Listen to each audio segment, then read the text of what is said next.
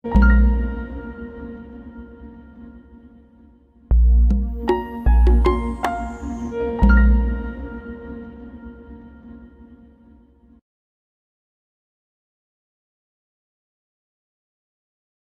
الله الرحمن الرحيم. الحمد لله رب العالمين، والصلاة والسلام على سيدنا وعظيمنا وحبيب قلوبنا وشفيع نفوسنا أبي القاسم محمد.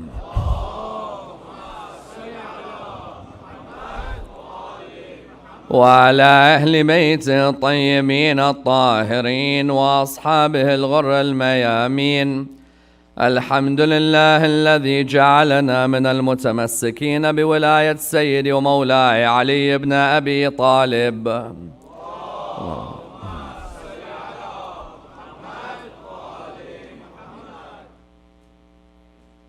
الحمد لله الذي هدانا لهذا وما كنا لنهتدي لولا أن هدانا الله. أما بعد، يقول الله في كتابه الكريم: بسم الله الرحمن الرحيم: إلا على أزواجهم أو ما ملكت أيمانهم فإنهم غير ملومين. The first of our salawat in honor of Rasulullah Muhammad sallallahu alayhi wa alihi wa sallam.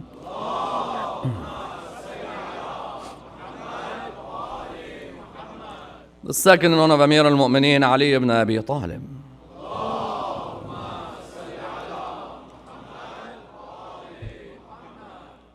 Third, with your loudest voices, in honor of the Imam of our time, Imam Sahib al-Asr wal-Zaman.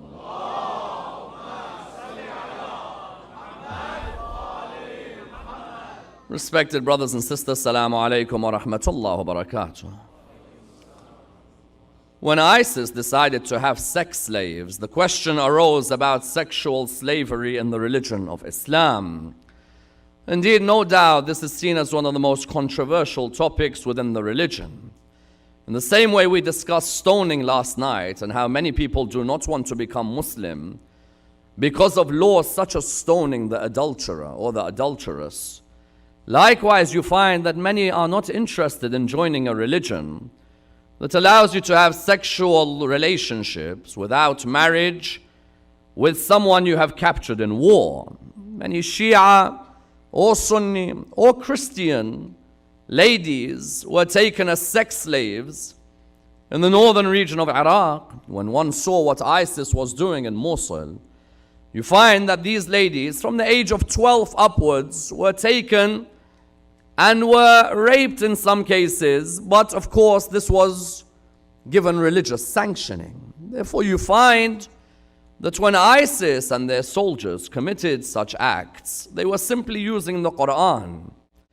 Quran, which claims to be a book, which is a guidance for mankind, has a number of verses which refer to slavery in general and which refer to prisoners of war in particular. Indeed, the subject of slavery, therefore, is a touchy subject for people to touch. Hardly ever do you see majalis on sex slaves or on the fact that in the time of the Holy Prophet, peace be upon him, and his family, there was a reality, and that was the reality that once a war finishes, you're bound to have certain soldiers from the opposition who you now capture. When you capture these soldiers, they become your captives, they become your property, they become your possession. And when you therefore have them as your possession, the question arose, can I therefore do what I want with my possession? My house is my house, my car is my car. I can change the color of my car. I can change, for example, the engine of my car. I can change the doors and the windows of my house. It's my possession. When you see the word, for example, or the words that are used for slaves in Islam, all of them have a connotation of possession, yes. Milk al-Yamin, for example. The ayah which I quoted from Surah Al-Mu'minun, it gives you a classification of what is a mu'min in Islam. All of us here want to be amongst the mu'mins that were raised on the day of judgment as a believer. قَدْ أَفْلَحَ الْمُؤْمِنُونَ. Successful are the believers. الَّذِينَ هُمْ فِي صَلَاتِهِمْ خَاشِعُونَ. Those who are humble in their prayer. وَالَّذِينَ هُمْ عَنِ اللَّغْوِ mu'ridun. Those who stay away from vain words, vain songs, vain language. وَالَّذِينَ هُمْ لِلزَّكَاةِ فَاعِلُونَ. Those who enjoin the charity rate. وَالَّذِينَ هُمْ لِفُرُوجِهِمْ حَافِظُونَ. Those who guard their private parts. إِلَّا عَلَىٰ أَزْوَاجِهِمْ. Except from their wives, yes. أَوْ مَا مَلَكَتْ أَيْمَانُهُمْ.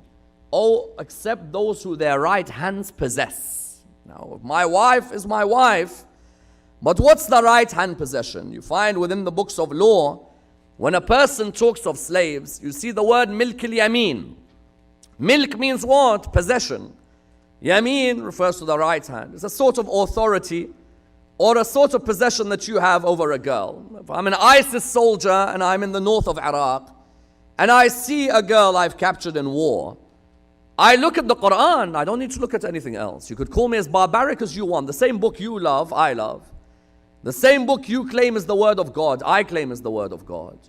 The same book you are looking for guidance which tells you that this is the sign of a mu'min, I'm a mu'min.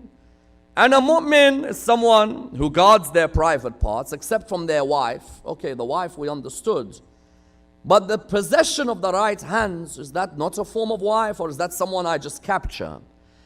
You find in the Arabic language, likewise, you have the word abd, can mean slave, yes. Khadim can mean slave. You have, for example, ghulam can mean slave. Fata can mean slave. Amma can mean slave. Jariya can mean slave. Therefore, when you want to analyze such a topic, it's an extremely difficult analysis. Even when I sit up here, it's very rare for me to say that an analysis is extremely difficult to analyze. But the amount of books of law you have to go through for you to understand the nitty-gritty details of this issue. Why?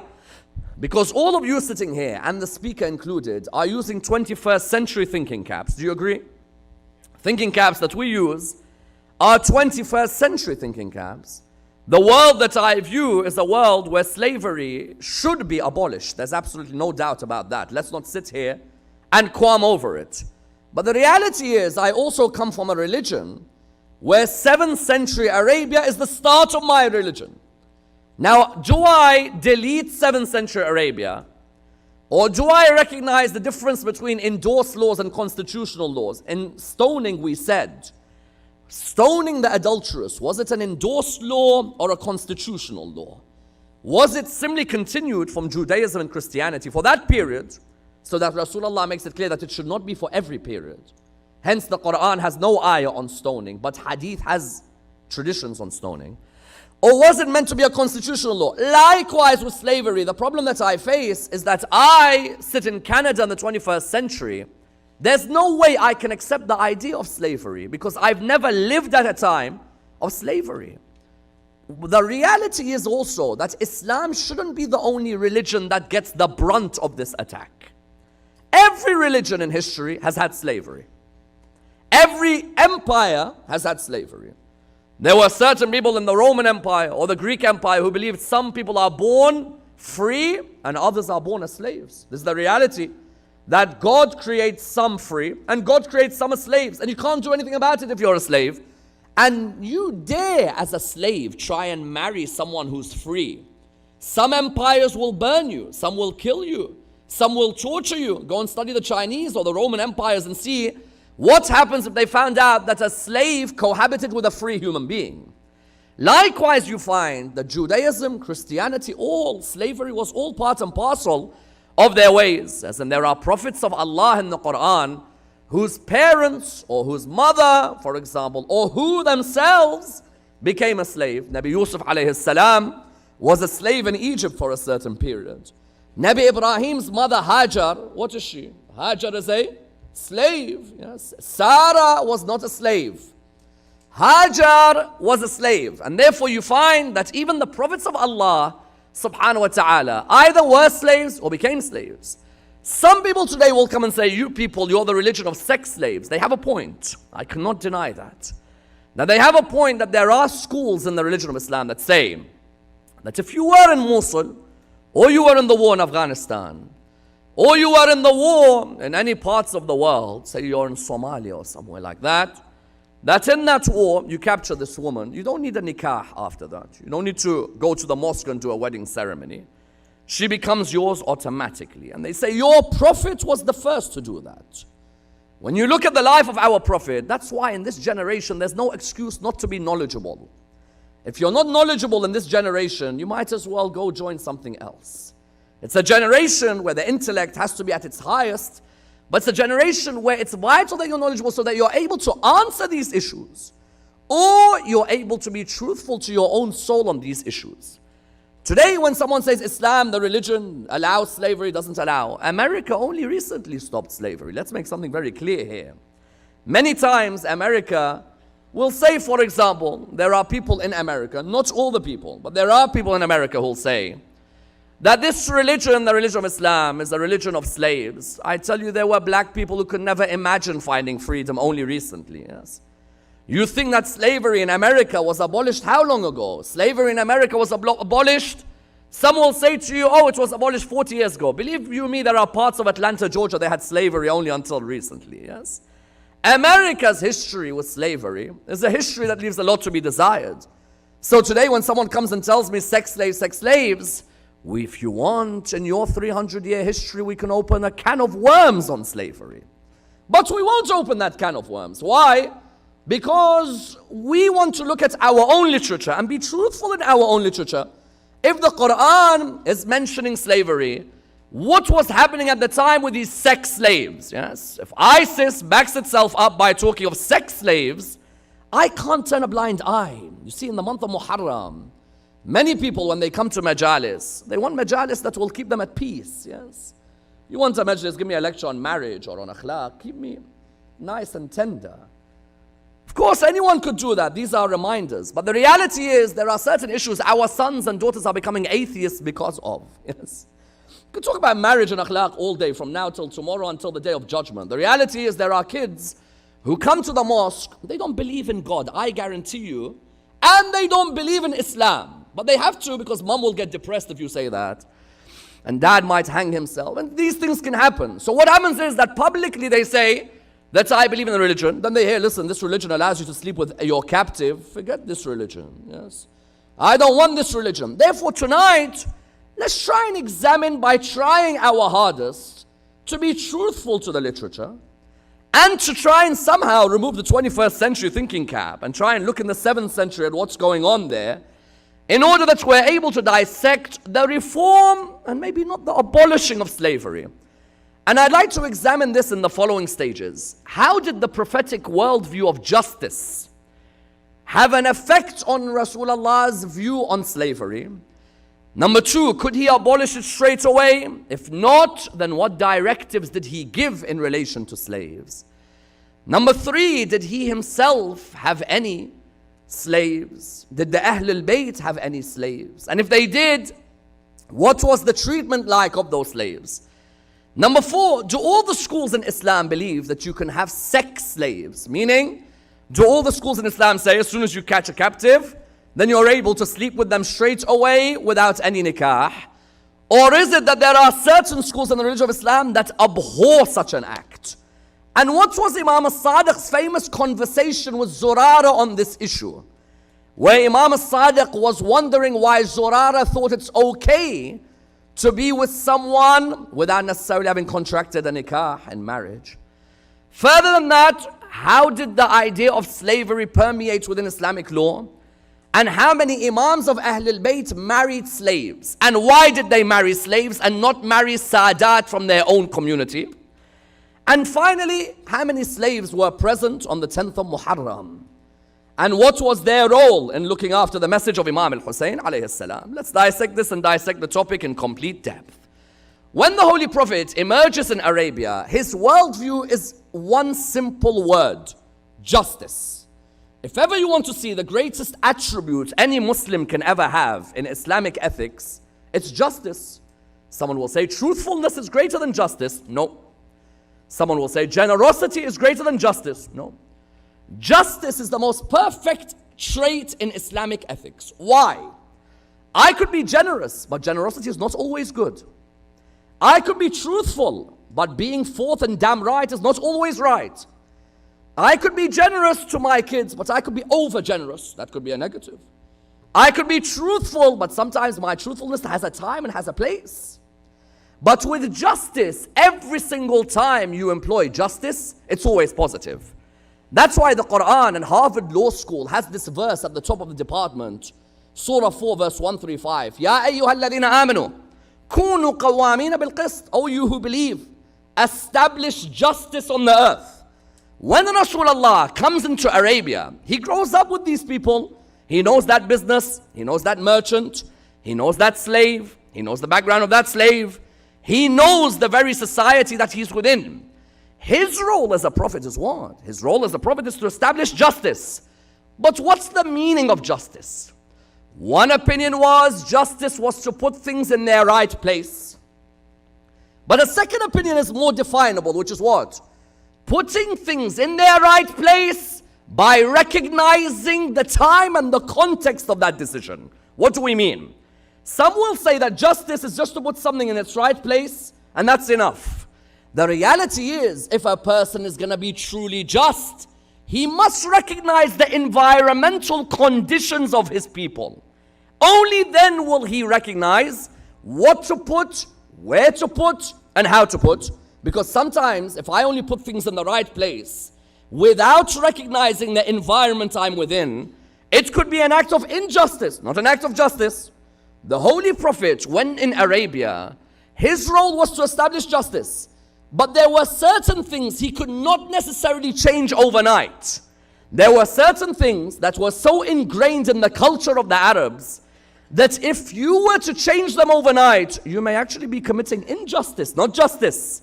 What do I mean? For example, the Arabs used to have 4 months in the year where they would not kill each other. Yes, half of them would want to be at each other's wits all the time.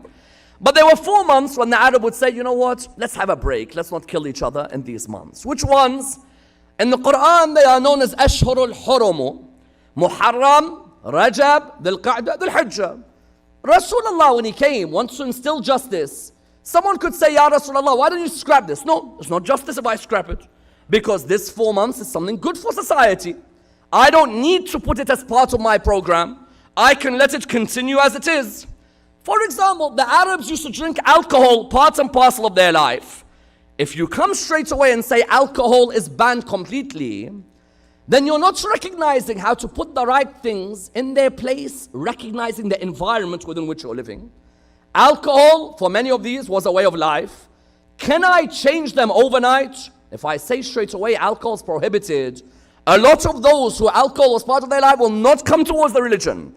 So what did the Quran say? Quran said first and foremost, don't approach salah while you are intoxicated. That's number one. That was the first verse to come down about alcohol. Then the Quran said, يَسْأَلُونَكَ عَنِ الْخَمْرِ وَالْمَيْسِرِ قُلْ فِيهِمَا إِثْمٌ كَبِيرٌ وَمَنَافِعُ لِلنَّاسِ وَإِثْمُهُمَا أَكْبَرُ مِنْ نَفْعِهِمَا. They ask you about alcohol, say it has its advantages and its disadvantages. The first thing was what? The first was don't approach salah while you're drunk, while you drink. But the second one now, when you're asking me, let's develop this a step further. You people were used to drinking alcohol. I said to you, don't come to salah while you're drunk. Now I say to you the rationale of why we're going to prohibit alcohol. I can't prohibit it straight away, because if I am truly a man of justice, it's not that I only put the right things in their place. It's that I recognize the environment within which I'm trying to establish justice. A man who's a man of justice may end up committing injustice if he doesn't appreciate the community that's around them. Yes? If a man tries to straight away say, you do this, you do that, you close down, you don't do this, people will turn around and say, listen, we know you're trying to establish justice, but you're not recognizing how we've lived for so long. Alcohol is part of our life. So the Quran did not straight away say, for example, al-khamr haram, alcohol is haram. Quran said, no, step by step. يَسْأَلُونَكَ عَنِ الْخَمْرِ. When they ask you about alcohol, say that alcohol, it has its disadvantages and it has its advantages. But the disadvantages outweigh its advantages. Until at the end, the Quran would say, يَا أَيُّهَا الَّذِينَ آمَنُوا إِنَّمَا الْخَمْرُ وَالْمَيْسُرُ وَالْأَنصَابُ وَالْأَزْلَامُ رِجْسٌ مِّنْ عَمَلِ الشَّيْطَانِ. Yes? Know that alcohol is one of the arrows of shaitan. So stay away from it if you want to be successful. That step-by-step process, someone asks, oh Muhammad, why did you not abolish alcohol from day one? The reason was that Rasulullah was saying, if I want to be just in this environment, justice is not just me saying, okay, alcohol in Islam is haram, throw it on the people. It's me appreciating there are certain things that can be abolished straight away.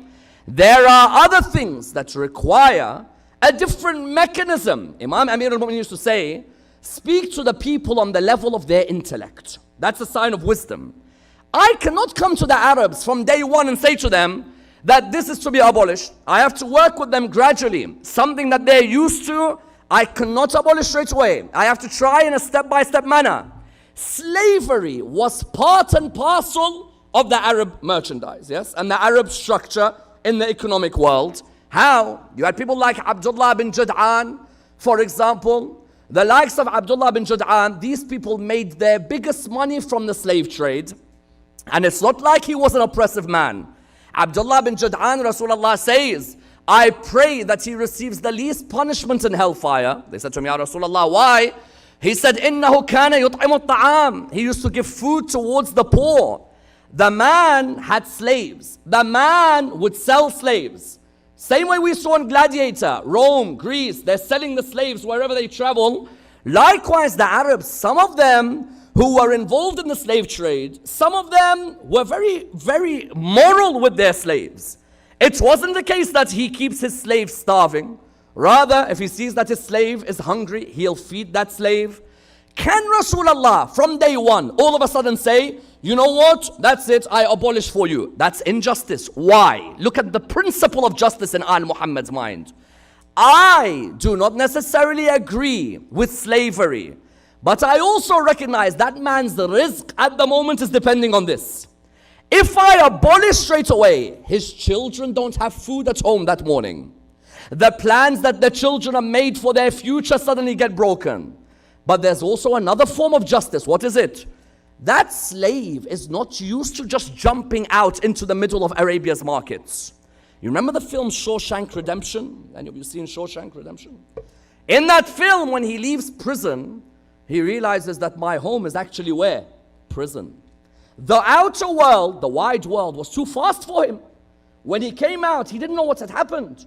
Likewise, Rasulullah would see that these slaves, if I all of a sudden throw them in the middle of Arabia, they're going to look around. No studies, no university, no college, no knowledge of how to engage. They've been in houses their whole life where they've been serving.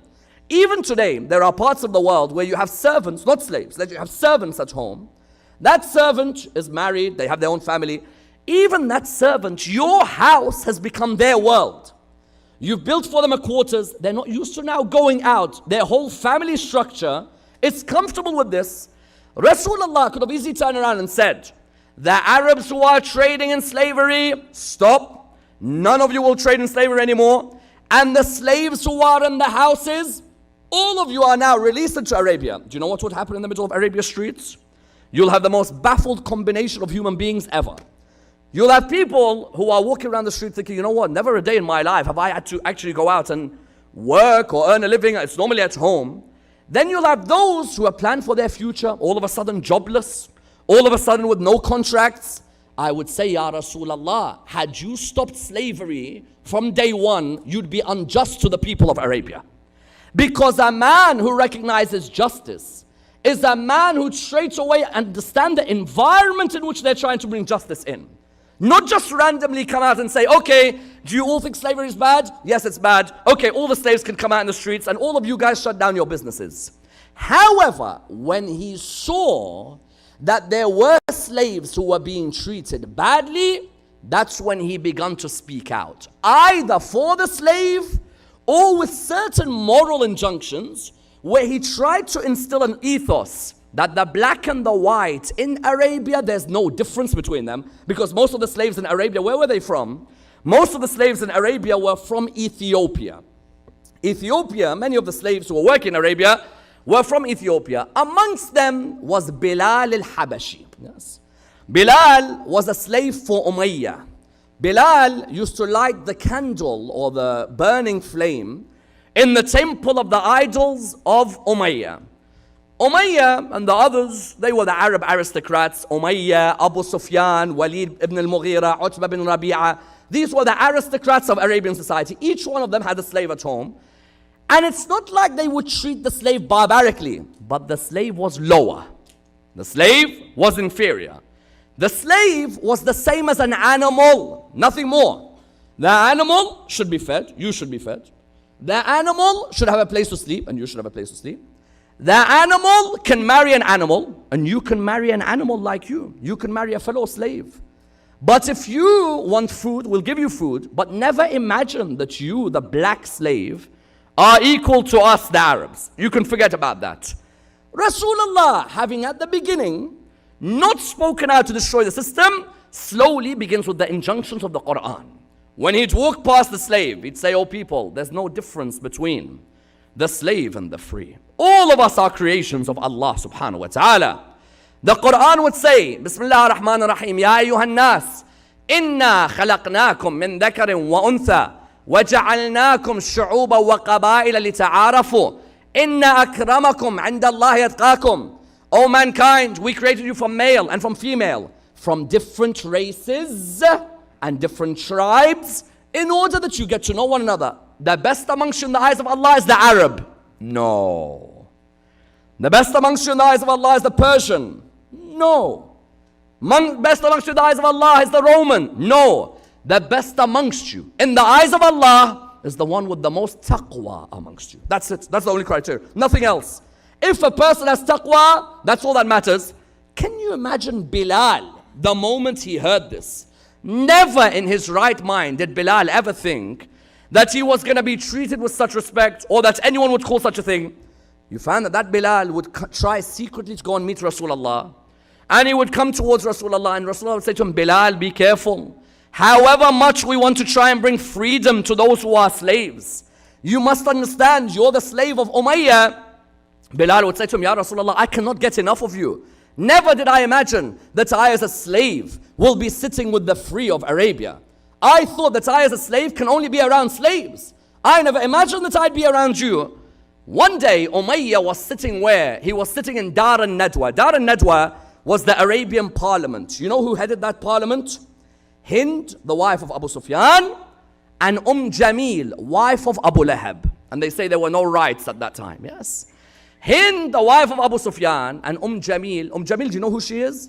Wife of Abu Lahab, sister of Abu Sufyan. That's probably the most disgusting combination of human being I ever came across. Wife of Abu Lahab, sister of Abu Sufyan. They all used to sit there, and they all used to have slaves. They're all sitting there. Umayyah walked in. One of them said, you have to leave. He said, sorry? He said, you have to leave. He said, why? He said, your Bilal has joined the religion of the orphan kid. He said, what do you mean? Bilal, my slave? He said, yeah. He said, Bilal would never join anyone but our way. Bilal is mine. He said, no, Bilal has joined the religion that sorcerer is spreading to everybody. That's Sahir. He's joined him.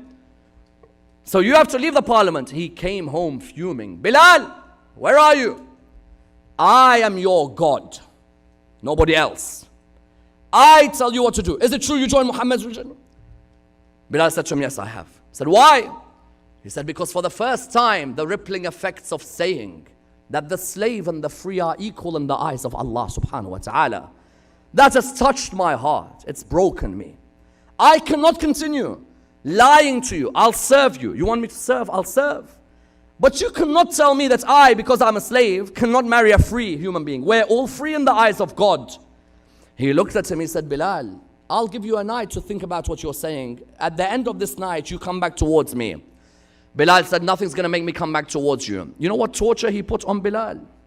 3 nights, the biggest rock in Mecca. Any of you been to Umrah or Hajj? You've seen the mountains, how big those rocks are. He gets the biggest of the rocks, places it on Bilal's nude body.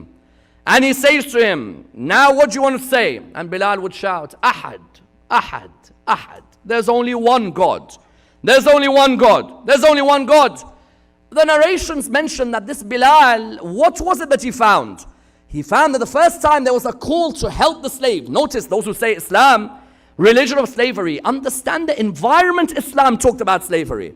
Islam could not in day one all of a sudden say that, you know what, no more slaves. No. But what Islam could do was moral injunctions, which slowly would try and help change the situation. That Bilal eventually was freed. One narration mentions that Abu Bakr was the one who freed Bilal al-Habashi. And you find that later Abu Bakr has a conversation and Umar have a conversation with Bilal after Rasulullah dies. Why? Because Bilal stops reciting adhan after Rasulullah dies. No more adhan. But you're the mueddin. They say one or two adhans. Where is Bilal buried? In Syria. Yes, Bab al-Saghir in Syria. Bilal is buried there. They said to him, Abu Bakr freed you, and this is the respect you show back to him. He said, if he freed me for the sake of Allah, then Allah will reward him. And if he freed me, so I become his servant, I'm ready to serve him. But if he freed me to leave the man chosen on the day of Ghadir, that I will never do. And that's why Imam al-Sadiq says, may Allah have mercy on Bilal for what he stood at his most difficult moment. That Bilal, do you know how difficult it was for him? Bilal could not do anything. But now all of a sudden, Bilal was able to walk in Mecca streets. When they went to Medina, Bilal became the treasurer. Not just the treasurer, mu'adhin, Allahu Akbar, a slave, a slave. Now is the most important voice in the religion of Islam. The man who was calling out, and some of these Arabs still could not take it. How is this slave suddenly become a free man like us? They used to be our slaves, now they become free. And subhanallah, you find that when he would recite and he would say, Ashadu, he couldn't say sh. Yes, the sheen he could not say. So he'd say, Ashadu an la ilaha illallah. Ashadu anna Muhammadan Rasulullah. He would say that. Some of the Arabs would come to Rasulullah. They said to him, Ya Rasulullah, this Bilal, you had no one else to choose but him. He can't even pronounce sheen. He says what? Seen. Rasulullah said, sheen, the seen of Bilal is sheen in the eyes of Allah subhanahu wa ta'ala. Yes. That you can say what you want, but Allah views him as his most wonderful creation. Therefore, number one, Rasulullah would say. Number two, the slave, Rasulullah would say, if any of you Arabs have a slave, try and marry them off. Don't let them stay not being married. Because sometimes someone thinks that straight away Rasulullah would say to them, that slave at home, you could do whatever you want with them. No, Rasulullah would say that your slave, try and marry them off. And marry them off to who? To the free. Don't marry them off to a fellow slave. Yes. At the time, they were told that a slave can only marry a slave. Whereas Rasulullah, he had of course his adopted son who originally was a slave, Zayd. Rasulullah tried to help him marry his cousin Zainab. Rasulullah could have easily turned around and said, you know what, Zayd, because you were a slave, you can't marry my cousin Zainab. Because Zainab is the upper classes and you're a slave. We have this in our communities today. Sometimes our youth get rejected for marriage. Why? Because your family is a lower class family and our family is a higher class family. Whereas Rasulullah told Zayd, he said, do not worry, you're a slave. I'll let you marry my cousin Zainab. Zainab was high life of Mecca. And this person, Zayd, was of a slave. But Rasulullah wanted slowly, step by step. If me, my own adopted son who was a slave, if he gets married to someone who's free, then everybody else will start accepting slaves to get married. Yes? Instead of everybody else frowning upon them, everybody else will start welcoming the slave. The slave will now be able to. That's number two. Number three, then you found that Rasulullah said what? Kafara, for those of you who miss a fast. What is of the kafaras when you miss a fast? Someone will say, for example, you have to fast certain days consecutively. But what else is a kafara that you always read in the books when you miss a fast? What is one of them? Freeing a slave, yes. You couldn't straight away directly say stop slavery. But what could you do? You could now say to those who are fasting that if any of you miss that fast intentionally, for example, then one of the acts that you could do is to free a slave. Number four, the new Muslims were asking Rasulullah, Ya Rasulullah, we're praying. Ya Rasulullah, we are turning our directions towards Qibla. Isn't this the sign of our iman, our righteousness? The Quran said, that's not righteousness. A Muslim prays means they're righteous. Every Tom, Dick and Harry prays. Rubbish praise, good praise. Everyone prays.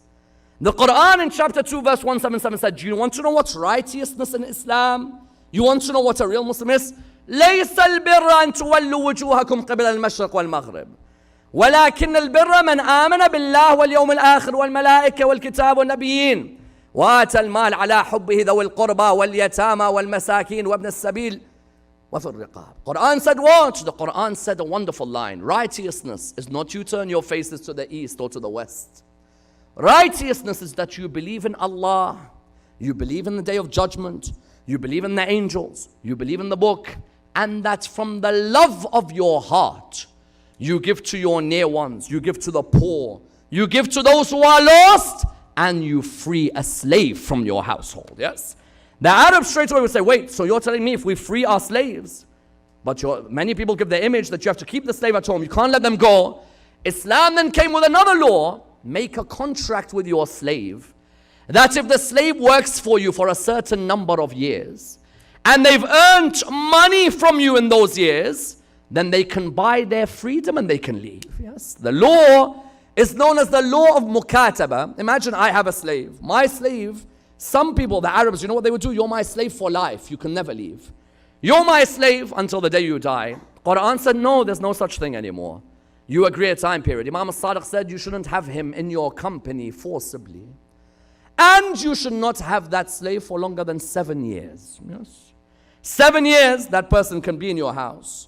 But you make a contract with them. You know they are paid, let's say, $500 a month, $800 a month, $1,500 a month.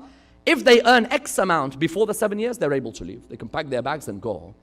These Arabs weren't used to looking at a slave who can make a contract with them. Slave to them was law. But the Quran said, now the law of mukataba.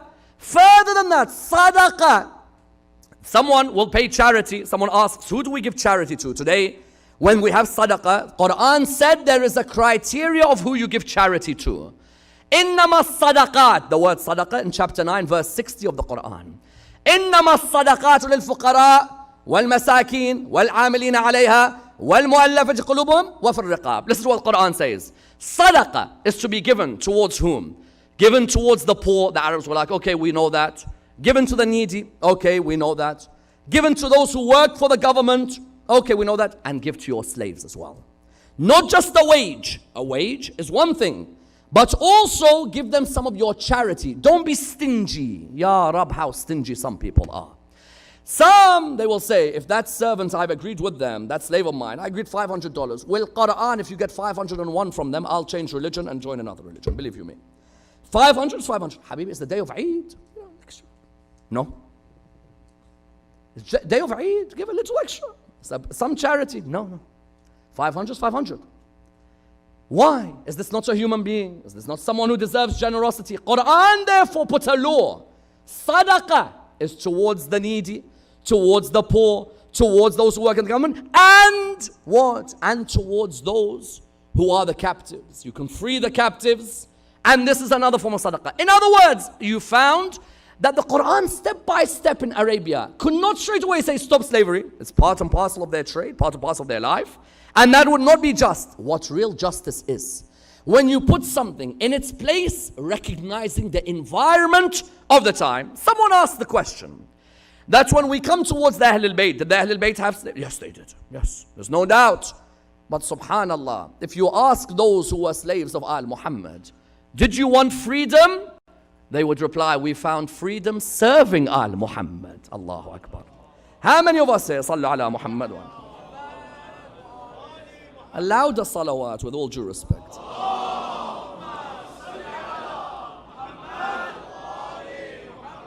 A second in honor of Imam al-Hassan alayhi salam.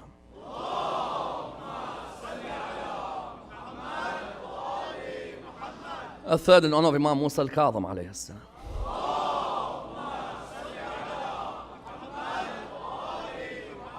Qambar with Imam Ali. Fidda with Fatima al-Zahra. And what does Fatima al-Zahra do? Fatima herself is so humble, she becomes a slave for Fidda. Fatima becomes a slave for Fidda. Why is Al Muhammad so important? I want all of the youth to focus on this point. This religion got destroyed when we left Al Muhammad.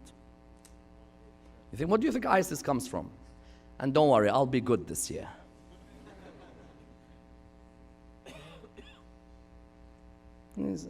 People get uptight if you start speaking the truth on mimbar, and it becomes a chaos.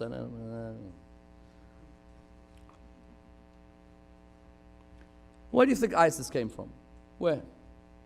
ISIS came when thugs came into power. Yes. What's Yazid bin Muawiyah? A thug. Mutawakkil al-Abbasi. Thug. These all thugs came into power.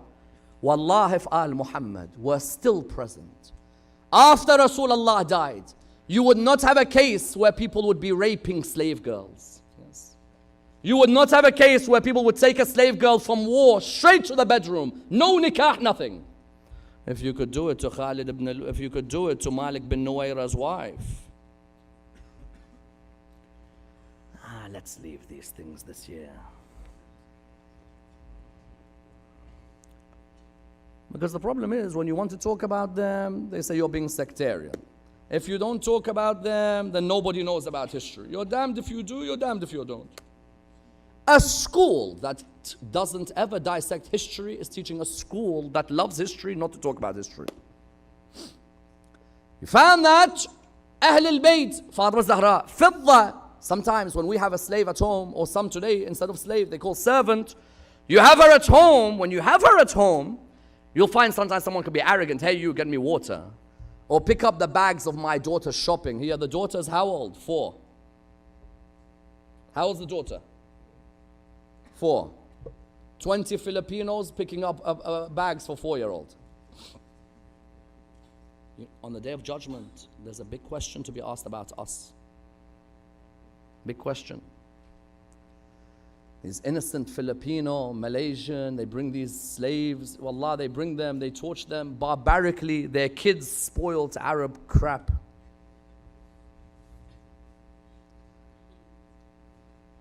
And they get away with it. It's normal. No one can say a word. Fatima Zahra alayhi salam with Fidda. Ya Allah. Fidda, you don't clean. Today is my day. Ya Rab. You'd smash a door down on someone like this.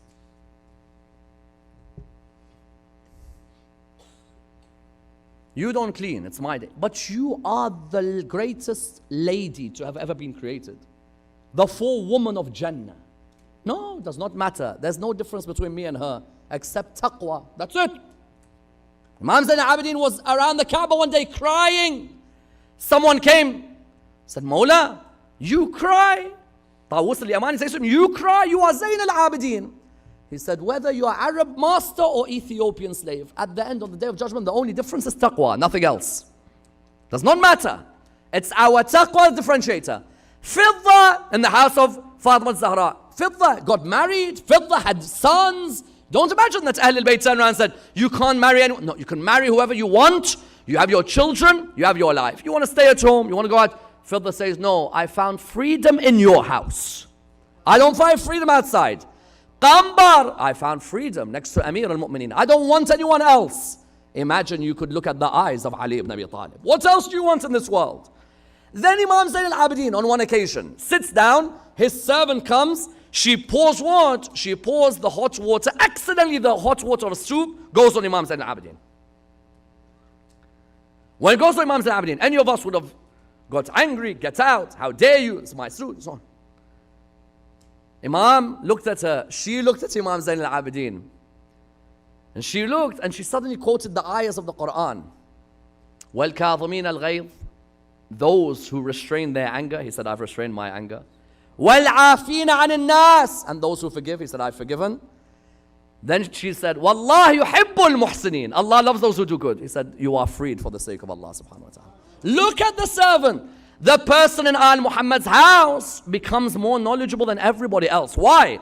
Because Al Muhammad set principles. What you eat, they eat. Number 1.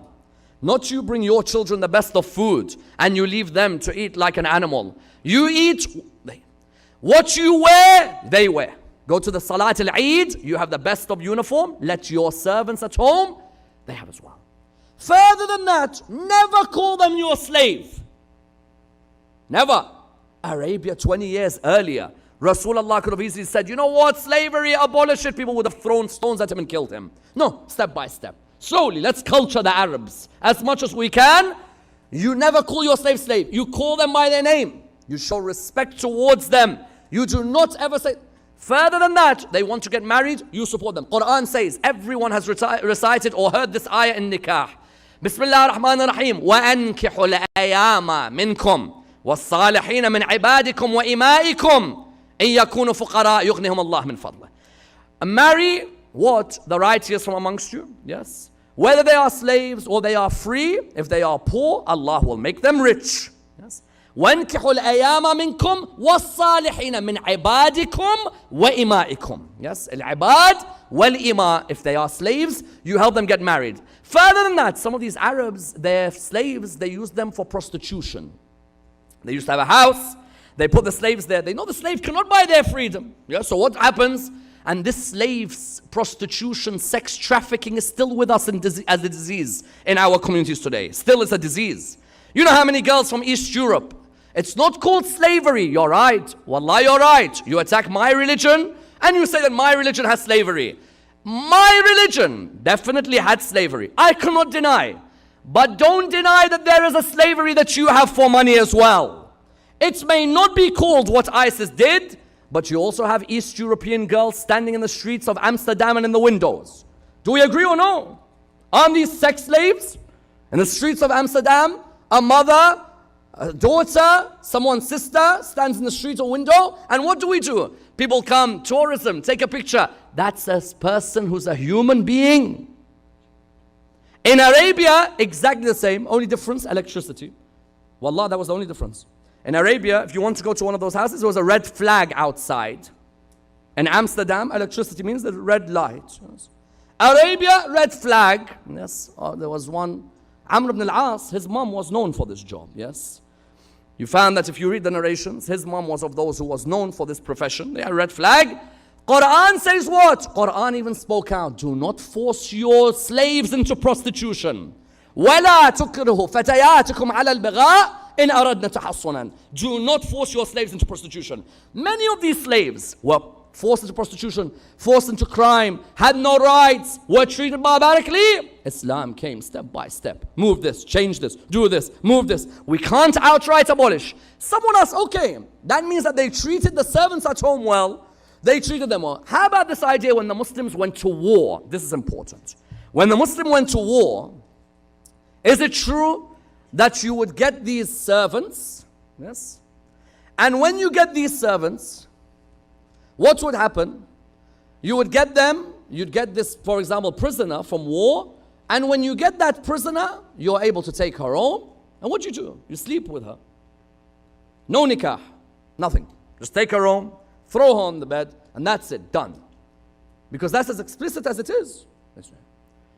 Firstly, they say Rasulullah himself, one of his wives was a captive of war. You're right, I can't deny. My Prophet, one of his wives, was a captive from war. Juwayriyah, the daughter of Bani Mustalaq, the tribe, married Rasulullah. She was half his age. He was in his 50s, she was in her 20s. How did he marry her? He married her from war. She was of the captives of war. Straight away someone says, what? Are you telling me that the Prophet just picked a girl because she was a captive and then took her home and that was it? That's not how it's depicted. Sadly, what happens in the media today and on the internet, where you've got these random guys debating each other, and please, if you're not a person of knowledge, don't enter a lot of these debates. Debates in the first place, yes. You don't want to enter a debate with some random street, hooligan or something like this. Everyone now challenging YouTube, debate me, debate me. It's like telling Mayweather to debate someone from a garage. And then secondly, be careful. Don't just go to anyone random. Know what you're debating. Know your ayahs. Know this.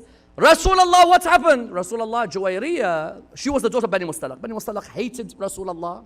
They hated Islam. Yes. And they wanted to fight the Holy Prophet, peace be upon him, and his family. The Holy Prophet, defending his land, defending the religion of Islam, they went out towards the battlefield. Narrations mention what? That the Holy Prophet, victorious. And anyone who has Ali ibn Abi Talib with him is not going to lose. Yes. However many run away. Dhul Fiqar, while it's there, you're okay. There's no doubt. While they were victorious, what happens in Arabia psychologically if you capture some of the opposition? And this happens with any war, any country. You capture some of the opposition you straight away have the upper hand. Especially if you've captured the daughter of the head of their tribe. Got the upper hand. What happened? Rasulullah would always stress, be careful how we treat the prisoners we've captured. He'd tell his companions. Because Bilal one day took the Jewish ladies from Khaybar through the battlefield. When he took them through the battlefield, Rasulullah said to him, Bilal, you have no heart. He said to him, why, Ya Rasulullah? He said, how could you take these women through a battlefield where their husbands' dead bodies are on the ground? Secondly, Rasulullah said, remove the rope from the hands. Make sure that they're not being hurt by the rope on their hands. Thirdly, feed them. Fourthly, clothe them. Quench their thirst. There was an akhlaq when you take prisoners. Yes? You don't just take a prisoner. Some of these Arabs, of course, were barbarians. There's no doubt about that. He can't wait that I've won. I'm going to get booty. Why do you think Uhud they did not win? Because they were all concerned, what is going to be the booty I take home? It wasn't a humanitarian concept in their head. Rasulullah has to culture them and culture them. When therefore that battle finished, what do the narrations mention? Narrations, the Quran is clear. There's a clear principle in the Quran. I want everyone to understand this. Chapter 47, verse 4 of the Quran. Yes?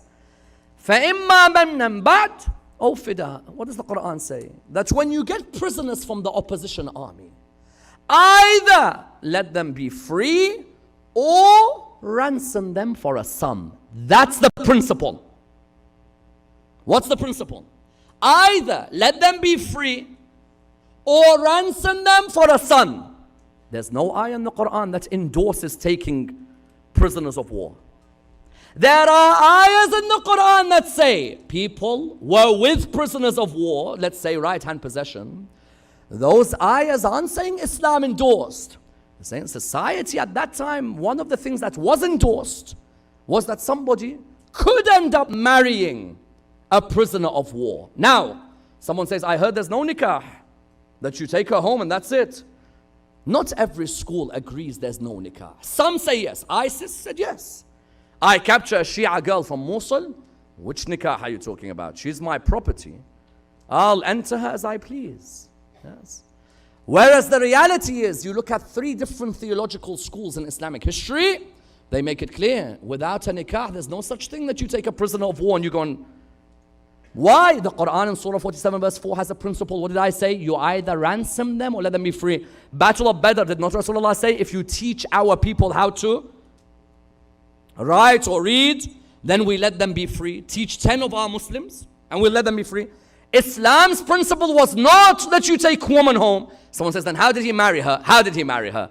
Thabit bin Qais had said to Juwayriyah, it's up to you. You want to be with me? I'm ready to marry you if you want to marry me. Because she was of the most beautiful woman you'll ever find. Or, if you want, I'll ransom you and be free. She said, ransom me, please. How much? Said this certain amount. Different narrations give a different amount.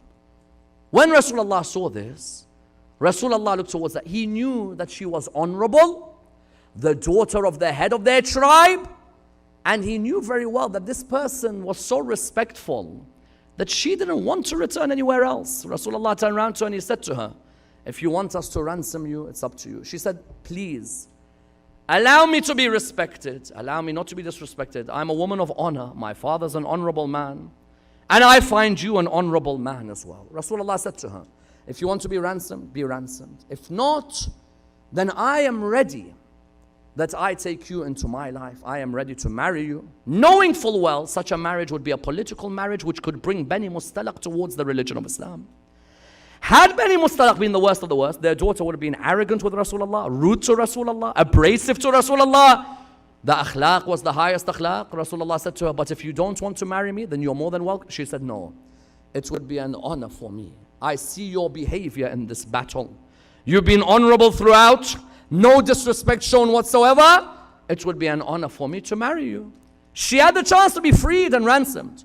Rasulullah therefore married this lady. The moment he married the lady, you know what he said? My in-laws therefore cannot all be captives. All of you are free right now. Isn't that true?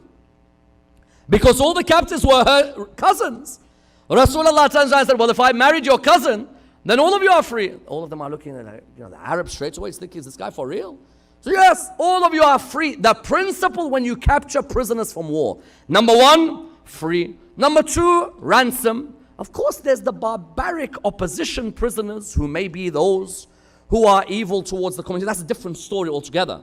But when you capture these, either let them be free, as the Quran says, فَإِمَّا مَنًّا بَعْدُ, or what? أَوْ فِدَاء. Let them be free. Someone says, but the Quran said, أَوْ مَا مَلَكَتْ أَيْمَانُهُمْ, that which your right hand possesses. Yes, socially endorsed at that time. There were those who were decided that I want that prisoner of war, I want to marry them. Firstly, they have to accept to marry you. You can't just all of a sudden say, you know what, come to my bedroom. Yes, that would come under the categories of rape and coercion. Someone says, okay, but we have laws about this. Habibi, I have my intellect as well. Let's make something very clear here. Many Muslims talk about the importance of aql, but we're scared to use aql out of fear of hellfire. We should have a principle. Whatever the intellect agrees with, the Sharia agrees with. Whatever the Sharia talks about, the intellect will talk about. Islam in no way would Rasulullah say to an Arab, you take that slave girl, yes, that's your prisoner of war, go sleep with her right now. Number one, there's a logical reason. What's the logical reason? If she's already married, how do I know she's not pregnant? Now, at that time, there's no DNA tests. If that Arab goes to sleep with her at that moment, now the two of them are together. If the two of them are together, the child is born. Whose child is it? That's why in Islamic law, you have a clear law that even if you marry someone who's a prisoner of war, yes, if you do marry someone who's a prisoner of war, there has to be a period where there is no relations because there's a possibility of pregnancy. And number two, there has to be the agreement from the person. Number three, there has to be a nikah. Who said this? You find, for example, al-Khawarij. I find this very interesting because you find many people saying ISIS are the Khawarij. No. But I'll be good. ISIS, they say, are the Khawarij, not the Khawarij. Don't lie, you know your own literature and you know where that rubbish comes from. ISIS, they say, are the Khawarij. Khawarij, if you look, for example, Al-Firaq al-Mutafarriqa, for example, Uthman al-Iraqi al-Hanafi, he died in the year 540. He mentions that of the Khawarij, one of them is the Hamziyah. They were of the belief that what? They were of the belief that that ayah, Surah 47 verse 4 says, you either free or you ransom, which means that the idea that you take a slave girl and you have concubines is not endorsed by the religion of Islam. If it was endorsed socially at the time, because you couldn't abolish it straight away, it was with nikah, not without nikah. There was a nikah, there was a contract that had to be done. The Khawarij, therefore, of their sects, they prohibit this idea, yes, that you can take a girl without nikah and sleep with her. Then you have the Mu'tazila Sunni, yes, you have Ahlul Sunnah, Ash'arite Sunni and Mu'tazila Sunni in theology. Mu'tazila Sunni, look at Hassan al-Basri, or look at, for example, Thumam al-Numairi of others. When you look at them, they say clearly that to be with a Jewish or Christian slave in marriage, you can't be. Therefore, the idea of you having a relationship with a slave girl from war cannot be there, because the principle is Jewish and Christian slave cannot have any relations with. Yes. So the Mu'tazili Sunni differs. Likewise, you find Imam al-Sadiq has a conversation with his great companion Zurara. Asks him, Zurara, why are you not married? Are you not ready for marriage? To which Zurara begins to explain himself that I could be, for example, with someone who's a slave. To which Imam al-Sadiq said, and who told you that you're allowed to be with someone who's a slave without marriage? Yes, because today people say that, are you telling me that you can sleep with someone without having a nikah? No marriage? No, even with that slave girl? Imam al-Sadiq asked Zurara. He says to him, and who told you, who allowed such a thing, that you're allowed to be with a slave? In other words, Ahlul Bayt were making it clear that the idea that you get someone because they're your possession, you can be with them, and that there is no nikah needed. No, this is not the general law. Rather, the general law was free or ransom. Did the Imams marry slaves? Imam al-Sadiq, slave. Imam al-Kadhim, slave. Imam al-Rada, slave. Imam al-Jawad, slave. Imam al-Hadi, slave. Imam al-Askari, slave. Your 12th Imam's mother was a slave originally. Yes. 12th Imam's mom. Imam al-Sadiq could have married Sayyida, couldn't he? Imam al-Sadiq is Sayyid of the Sadat. And people say Sayyid man has to marry Sayyid woman. Imam al-Sadiq himself ends up marrying whom? he marries Hamida. When he marries her, he highlights very clearly that there is nothing wrong with the slave. Rather, they are the people of piety, people of respect. And that's why when you come to Karbala on the 10th of Muharram, you therefore find that in the army of Imam al-Hussein, you find that there were people, were they all originally free men? Not at all. In the army of Imam al-Hussein alayhi salam, you find those who were also slaves, those who were ex-slaves. And you look, and did Imam al-Hussein alayhi salam differentiate between the companions or no? You have, for example, the likes of Habib bin Madahir. You have the likes of Muslim bin Awsajah. They're not ex-slaves. They're all free men in their origin. But then you had others who were originally slaves. For example, Shawzab or Shawzab, he was originally a slave. You had a Turkish slave, Ethiopian slaves, Arab slaves, but they found freedom alongside Sayyid al-Shuhada, yes. No doubt, why is he called Aba Abdullah? Not just because he had a son called Abdullah, but truly he is the father of the servants of Allah subhanahu wa ta'ala. Ultimately, Islam said that all of you who think that the Abd is the lowest, even Muhammad's highest title was in Salah, Ashhadu anna Muhammadan abduhu wa rasulah. I swear that Muhammad is the servant. What a high honor servitude had later in Islam, that he is the servant as well as the messenger of Allah subhanahu wa ta'ala. Amongst his companions, they did not differentiate with each other. You're an ex-slave, you're someone who's free, you're learned. No, all of us are servants of Imam al-Hussein alayhi salam. And you look at them and you see their words on the 10th of Muharram. Amongst them, John the Abyssinian slave. Yes, that Abyssinian slave who had served Imam Ali ibn Abi Talib, had served Abu Dhar al-Ghafari, and then he came towards Karbala in his old age. He came to Aba Abdullah. He said to him, Aba Abdullah, tomorrow let me be amongst those who give their life away for you. Imam al-Hussein said what to him? He said to him that, do not worry, John, you don't have to do anything. You are our beloved and you have served us enough. John put his head down. He was sad. He wanted this moment to be the moment in which he serves Imam al-Hussein alayhi salam. The next day, the companions had all gone out one by one.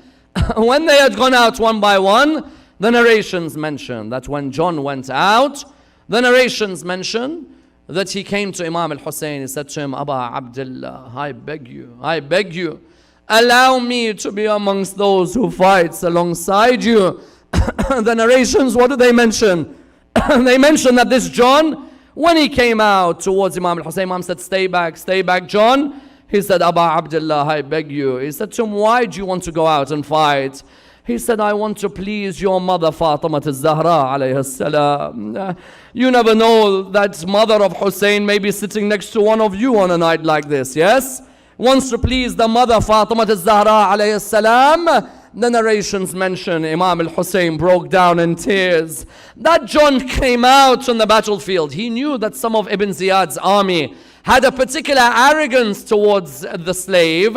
He came out. What did he say? كيف ترى الكفار ضرب الأسود بالسيف ضربا عن بني محمد أذب عنهم باللسان واليد أرجو بها الجنة يوم المورد. What does he say? He says, how do the disbelievers see the strike of a black man, yes, with his sword striking on behalf of the family of the Prophet? I have annihilated myself in their love with my hands and with my tongue. All I ask is to be in heaven alongside them. After a few moments, his body lay on the ground and he called out, Assalamu alayka ya Aba Abdullah. Imam al-Hussein came running towards the body of John. The first thing Aba Abdullah did was place his cheeks on the cheeks of John on the ground. The moment he done this, do you know what John replied to him? John looked towards him and said, Man mithli, who is like me? Why? Who is like me? And I have the the cheeks of the grandson of Rasul, Allah on my cheeks, Allahu Akbar. Who is like me, and when I die, I see the eyes of Aba Abdullah in front of me. Imam al-Hussein would bury each one of them one by one, yes. He would look after their bodies, but as we know, on the plains of Karbala, some of their bodies lay there on the ground. John was on one side, Habib ibn Madahir on another side, Muslim bin Awsaja on another side, Shawzab on another side. Many of them had no one to place a kafan on their body, yes. Their bodies were just lying there with no shroud whatsoever. But some of those companions, their wives had joined them, yes. Amongst them, Daylam, the wife of Zuhair ibn al-Qayn. She came to Karbala, she joined Zuhair. She saw Zuhair killed in front of her. On the night of the 11th of Muharram, Rabab was sleeping, Zainab was trying to sleep, Layla was looking for Akbar. On that night, Daylam narrates, she says that when I suddenly woke up on the night of the 11th of Muharram, I thought about my husband Zuhair. I said, he's lying on the ground out there. He has no kafan to cover his holy body. So at that moment she came to her servant. Her servant was alongside her. She said to the servant, she said, I want you to do me a favor. She said to her, what is it, my dear? She said to her, you know this piece of cloth? She said to her, yes. She said, I want you to go out in the middle of the battlefield, look for my husband Zuhair, and go and place this kafan on his body. And that servant went out to the battlefield. The servant was looking around one way and the other. Then a few moments later, the servant came back to Daylam. Daylam looked towards the servant and said to the servant, did you cover my husband's body? The servant said, no, I did not. Daylam said, why? Tell me. The servant said, as I was about to cover the body of Zuhair, I saw the holy body of Aba Abdullah lying with no kafan on him. I thought to myself, how could I cover the body of Zuhair when the son of Fatima al-Zahra has no kafan on his body?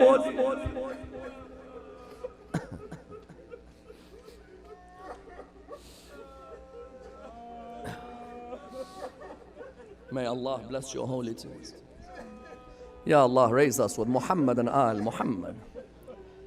May Allah bless all of your soft hearts, those of you who have hearts soft enough to cry for Aba Abdullah.